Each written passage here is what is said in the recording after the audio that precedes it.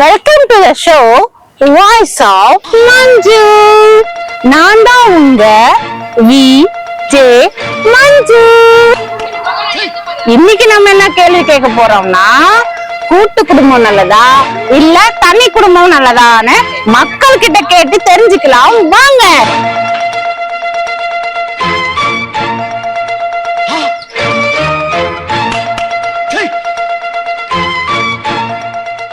உங்க பேர் என்ன? என் பேர் ஸ்னேகா.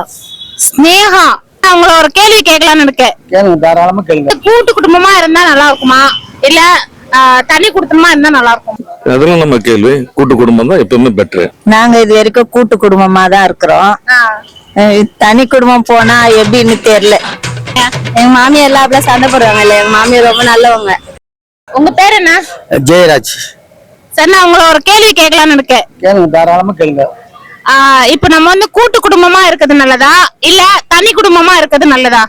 தனி குடும்பம் இருந்தா பிரச்சனை வரும், கூட்டு குடும்பம் இருந்தா நல்லா பிரகாசமா இருக்கும். கூட்டு குடும்பம்ன்றது ஒண்ணுக்கு ஒண்ணு அட்ஜஸ்ட்மெண்ட் ஆயிடும். இப்போ வந்து தனி கொடுத்தோம்னு வச்சுக்கோமா, அவங்கள அவங்க பேர்டன் பண்ணிக்கணும். கஷ்டம் நஷ்டம் எல்லாமே இன்னைக்கு இருக்கிற கால சூழ்நிலை கூட்டு குடும்பத்துல இருக்கிற அரவணைப்பு வந்து தனி கொடுத்தவங்களுக்கு கிடையாது. தனி மரம் என்னைக்குமே காடாவாதுமா. கூட்டு குடும்பமா இருந்தாதான் நல்லா இருக்கும். கூட்டு குடும்பமா இருக்கிறது தான் மேடம் நல்லது. கூட்டு குடும்பம் தான் நல்லது.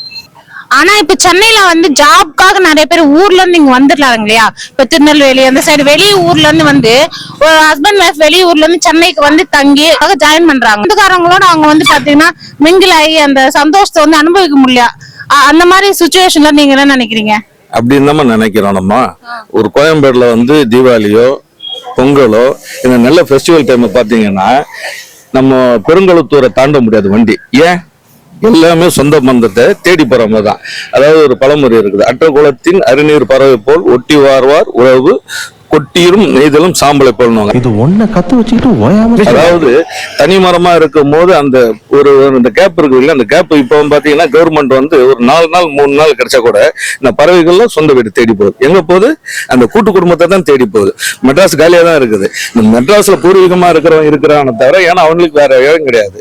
வெளியில இருந்து வந்தோர் வாழ்ந்தோர் எல்லாமே அவங்க ஏரியாவை தேடி தான் போறாங்க, பாக்குறாங்க, அங்கதான் சந்தோஷமா இருக்கிறாங்க. எங்க கூட்டு குடும்பமா இருக்குமோ அதை நம்ம மெட்ராஸை தவிர்த்து ஒரு நல்ல ஃபெஸ்டிவல் டைம்ல நீங்க வெளியில போனீங்கன்னா அதனுடைய இன்பத்தை காணலாம். சூப்பரா சொன்னீங்கண்ணா. இப்ப நீங்க ஊருக்கு போறீங்க, போகும்போது அங்க எல்லாருமே இருப்பாங்க. எல்லாரும் இருக்கும்போது நீங்க அது வந்து எப்படி செலிப்ரேட் பண்ணிக்குவீங்க? நீங்க நல்லா ஜாலியா இருக்கும், சந்தோஷமா இருக்கும். முனீஸ்வரனுக்கு கடா வெட்டி நல்லா விசேஷமா செய்வோம். ஆனா உங்களுக்கு லீவ் கொடுக்காதாலும் நீங்க போக முடியல.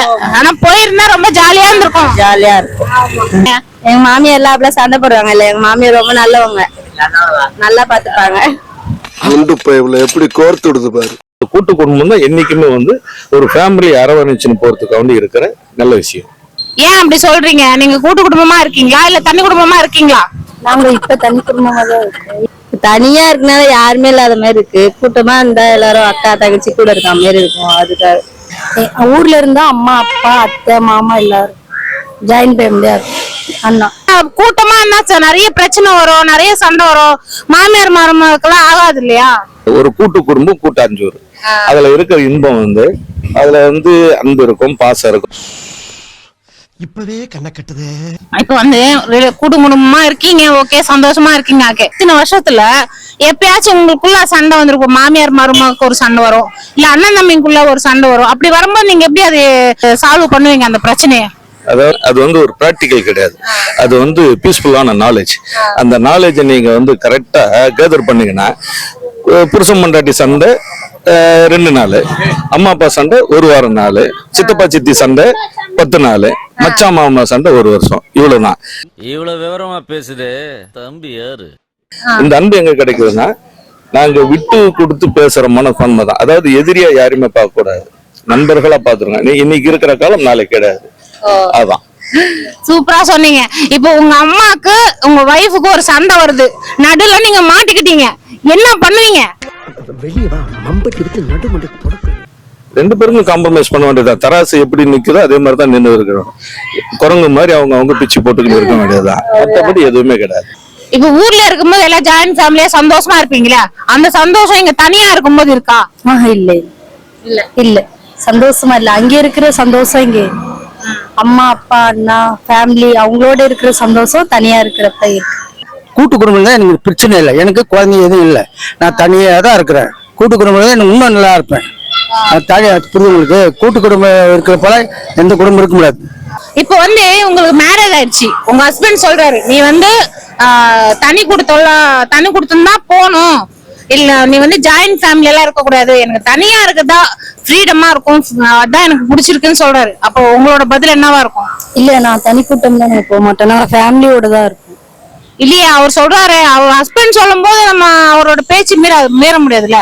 இல்ல நான் சொல்லிருவேன் அப்படிப்பட்ட லைஃப் வேண்டாம், என்னைக்குமே அம்மா அப்பா தான் ஃபர்ஸ்ட் அப்படின்னு. கும்பலா இருக்கிற இடத்துல பொண்ணு எடுக்கிறதும் பொண்ணு கொடுக்கறதும் நாங்க ரொம்ப சந்தோஷம் நினைக்கிறோம். ஏன்னா நம்மளை சுத்தி சொந்தம் இருந்தாலே அது ஒரு உதாரணத்துக்கு சொல்லணும்னா ஒரு மேரேஜ், அந்த மேரேஜ்ல என்னைக்கு ஒரு நல்லது கெட்டதுன்னா நம்ம கும்பலா இருந்தாதான் அவங்க அத்தனை பேரையும் நம்ம வந்து சந்திக்க முடியும்.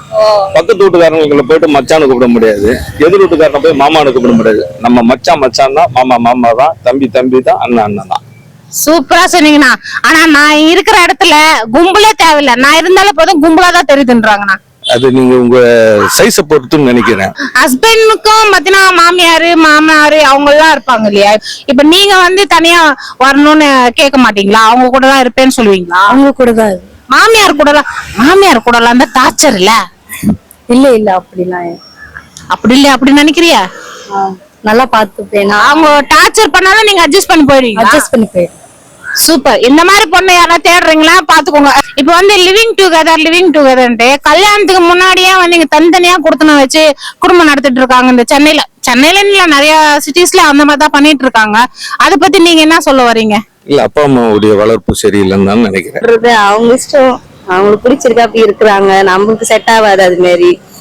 அது தப்புன்றீங்களா இல்ல சரிதான் அப்படின்றீங்களா? அது தப்புதான், அந்த மாதிரி எல்லாம் பண்றது என்ன பொறுத்த வரைக்கும் எல்லாம் கெட்டதுதான் மேம், அதெல்லாம் தப்பு, அது வேண்டாம். ரொம்ப ஹாப்பியா இருக்கும், ரொம்ப சந்தோஷமா இருக்கும். அங்க வந்து கஷ்டப்பட்டு எவ்வளவு ஃபேமிலியை விட்டு பிரிஞ்சிருந்தோமோ அவ்வளோ ஒரு சந்தோஷமா இருக்கும். இங்க வந்து ஃபேமிலியை பார்த்தோன்னே ரொம்ப ஒரு ஹாப்பியா இருக்கும். சரி, அப்ப நீங்க எல்லாம் சேர்ந்து இப்படி கை கொடுங்க. 1000 ஜன்னல் வீடு, இது அன்பு வாழும் கூடு. மறக்காம சர்ப்ரைஸ் பண்ணுங்க. தேங்க்யூ.